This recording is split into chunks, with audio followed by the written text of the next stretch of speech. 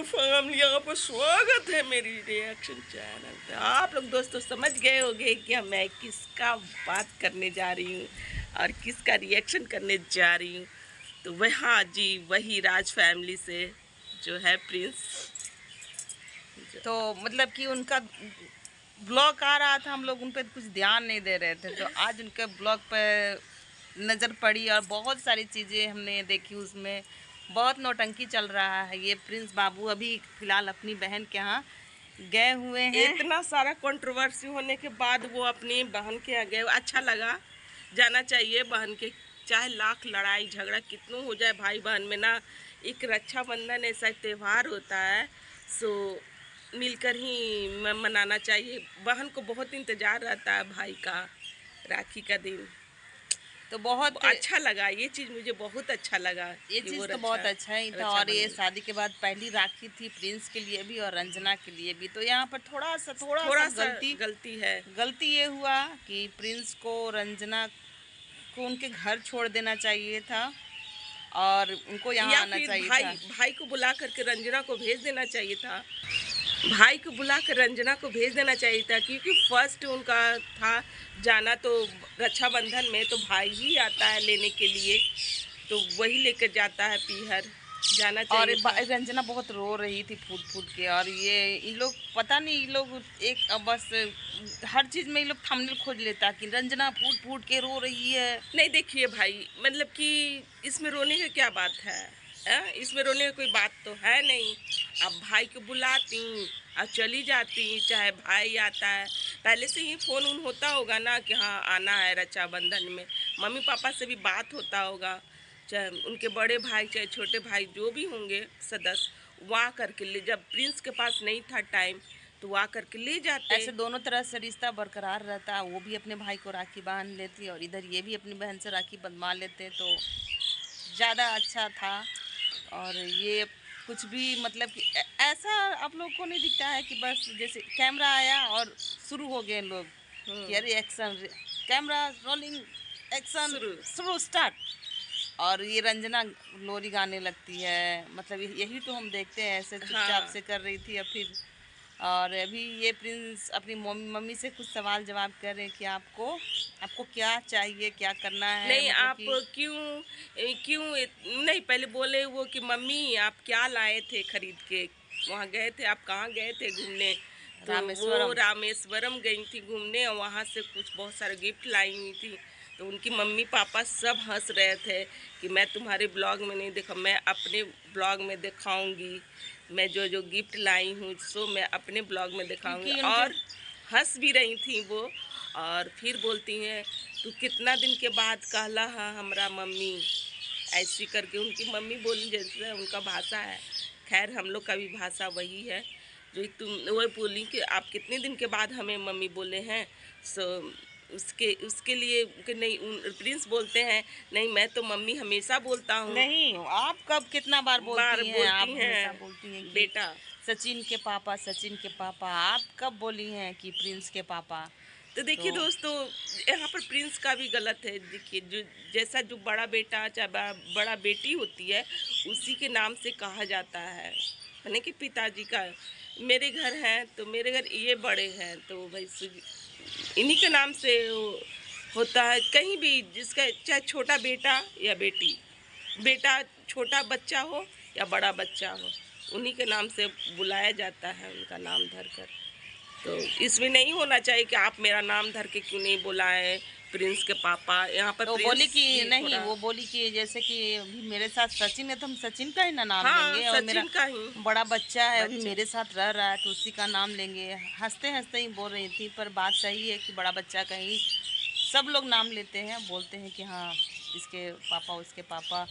और उसके बाद देख रहे हैं कि फिर जाकर इनके यहाँ पता नहीं कौन थे, कोई आशीष सर थे, से मम्मी का जब बात हो रहा था तो हंसी हंसी में बोल रहे हैं कि हाँ इनको दूसरी मम्मी मिल ही गई है। दूसरी मम्मी मतलब कि रंजना को माँ का दर्जा दिया जा रहा है। ये गलत चीज़, कितना गलत शब्द का इस्तेमाल किया गया यहाँ पर। गलत है। उनकी बीबी नहीं होगी क्या? वो बिना बीबी के होंगे?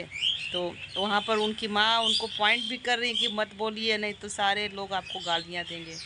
शब्द तो बहुत ही गलत बोला गया और बार बार बोला गया। एक बार बोला जाए तो चलिए हंसी मजाक था, उस चीज़ को बार बार क्लेरिफाई किया जा रहा है कि अरे हाँ मैंने किसी की बीवी आती है तो वो माँ थोड़ी बन जाते है। आपका जो माँ का कर्तव्य है, ये चीज़ मुझे बहुत गलत लगा कि शादी के बाद माँ का कर्तव्य खत्म हो जाता है क्या?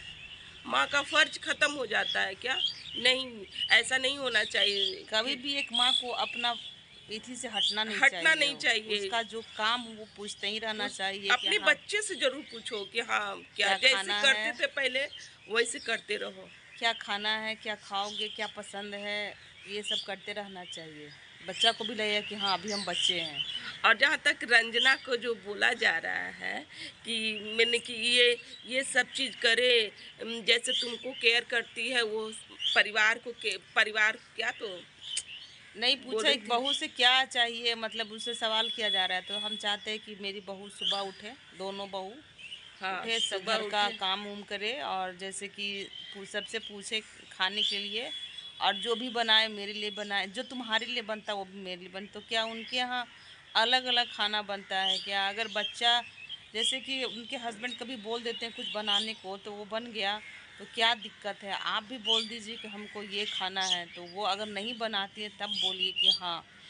चाहे सिर्फ आप अभी रंजना इतना भाई आपके फैमिली में नहीं मिली है और अभी नया नया शादी है तो थोड़ा सा होता है, सबके साथ होता है। आपको समझना आप चाहिए। भी दुल्हन बन के गई होंगी तो आपके साथ भी हुआ होगा, हम लोग के साथ भी हुआ था शुरुआत फर्स्ट बार कि ऐसे नहीं ऐसे करना चाहिए। तो आप सास है, आपको अब सासू मॉम है तो आपको सिखाना चाहिए एक बेटी की तरह। जैसे आप अपनी बेटी के साथ रहती हो ना वैसे ही आप बहू के साथ भी रहिए और सिखाइए कि नहीं बेटा ऐसे नहीं करो, इस तरीके से करो, अच्छा रहेगा।